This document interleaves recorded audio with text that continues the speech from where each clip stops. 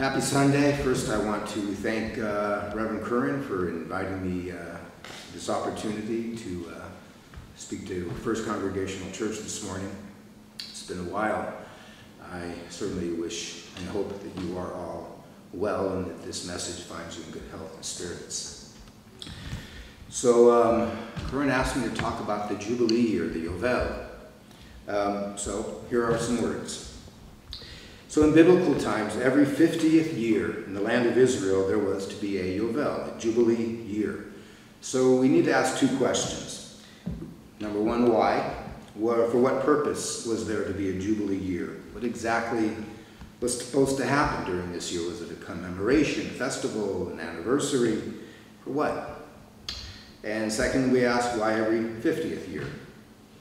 So why the 50th year is the easy question, because the answer is because it says so in the Torah. So let's take a look at Leviticus chapter 25. And the Lord spoke to Moses on Mount Sinai, saying, "Speak to the children of Israel, and you shall say to them, when you come to the land that I am giving you, every 7th year the land shall rest a Sabbath to the Lord." So not only do we rest on the 7th day, the land rests on the 7th year. And reading on, "And you shall count for yourself 7 sabbatical years." 7 years, 7 times. And the days of these 7 sabbatical years shall amount to 49 years for you.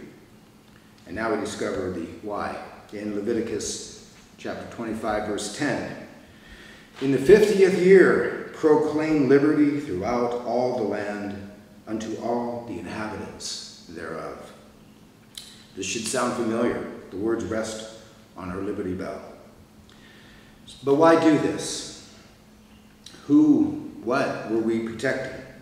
So it's been explained that during biblical times, due to the very busy ports in the region, or Yaffo and Haifa and Akko, all the way up to Beirut, there was a constant arrival of immigrants. And often, these were the ones falling into poverty, into servitude, and often into slavery. The Jubilee Year was meant to reshuffle the deck, a rebooting of the entire socioeconomic system. In essence, the Jubilee Year was sacred and a revolutionary template for a society of justice, freedom, and the preservation of human dignity. So we find ourselves today in the midst of a reshuffling of the deck as well. Our whole economic system worldwide is rebooting in a way, but in a deeper, sadder way, it's not. Not for the poor, not for the underprivileged, not for the impoverished, not for people of color. Unlike the Jubilee Year, when all debts were settled, property on lease was returned, and all people impoverished and bound in servitude were set free, we, in 2020, are so far from anything resembling a society of freedom, justice, and human dignity.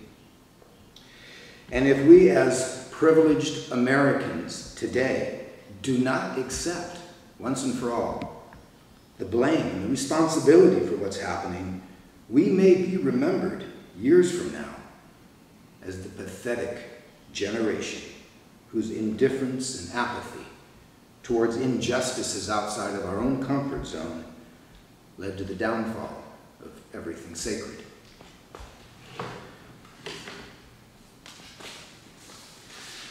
I spoke of the Liberty Bell and the Jewish contribution to the words inscribed.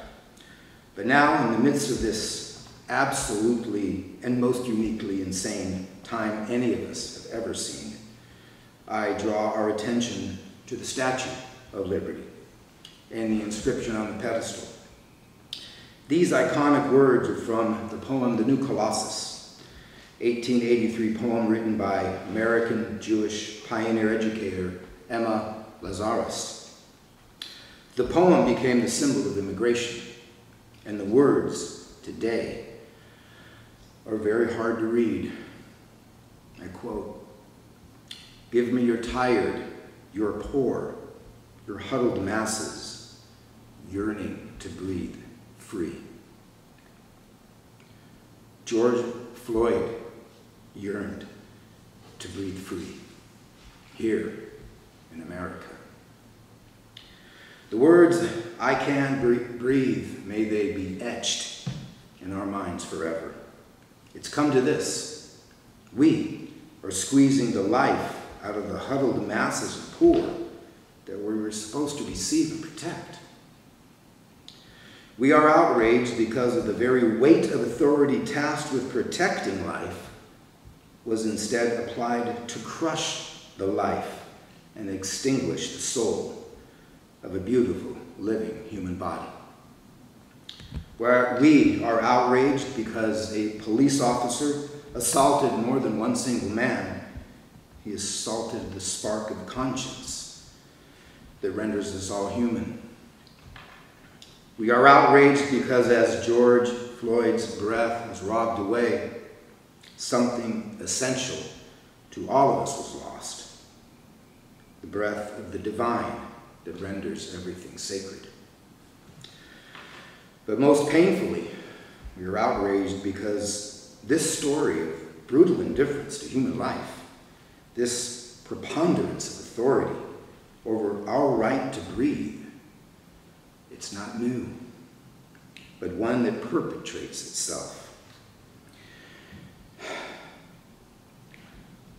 More worse than the COVID-19, there is a malicious virus that embeds itself into our cells, as though it belongs there, as though it is just another product of our DNA built in so that we can destroy others. And by doing so, we destroy ourselves and everything sacred. Holocaust survivor Elie Wiesel spoke of the day he was marched with other Jews through the streets of this small town, heading for the train station. He said, "It wasn't the look of hatred in the eyes of the Nazis that bothered me, but rather it was the sheepish look in the eyes of the townspeople who stood idly by and watched it happen." George Floyd's death is a fatal assault upon the divine image within each individual, perpetrated by a criminal justice system that could be healing, educating, standing young lives back on their feet. But yet, we still have large pockets of America that perpetuate and intensify the cycles of dehumanization, violence, and crime. It hurts. It hurts and we scream. But how and to where do we channel our pain? To our faith, because our faith tells us, yes, we can. Yes, we can. We can what? We can change. By instating some lessons of the Jubilee Year, beginning with transcending the illusion of us and them, we can begin to see, begin to feel that this entity we call they is us. We are them, which is really all that is meant by the motto inscribed by yet another American symbol, our dollar bill. E pluribus unum, out of the many, one. We can recognize that we all share the same life-giving breath of the one Creator. And it is precisely out of the magnificence of our diversity that the image of the one who has no image is revealed. We are humanity, united by our divine image. We are America, and we are supposed to be guided by our ideals as if those in poverty were our own children. We need to take the as if.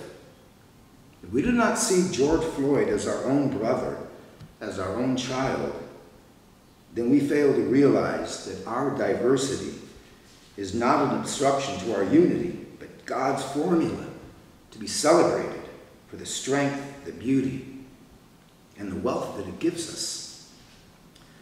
So let's begin to speak that way more often. Act that way with more discipline. Build that way with more wisdom. Let all inhabitants throughout the land hear and see and know where our hearts lie. Our Judeo-Christian values are being put to the test. The gap is widening between those professed values from here in this room of worship than what is happening really in the streets of America. First Congregational Church and Congregation Shir Shalom have shared a lot these past 2 decades, getting long before Curran and I arrived. But where are we heading now? Where can we head together?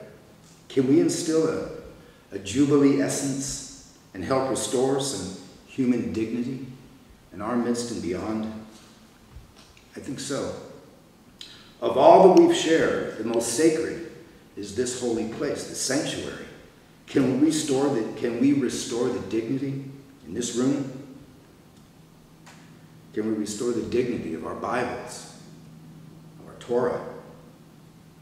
Yes, only by accepting the yoke, the burden for change. Though we will not finish the task, this does not relieve us of the duty to labor for the restoration of justice, freedom, and human dignity for all inhabitants throughout the land. Oseh shalom b'imromav yaseh shalom aleinu v'al kol yoshevei tevel. May God, who brings peace in the heavens, grant peace in our days to all inhabitants of all the lands.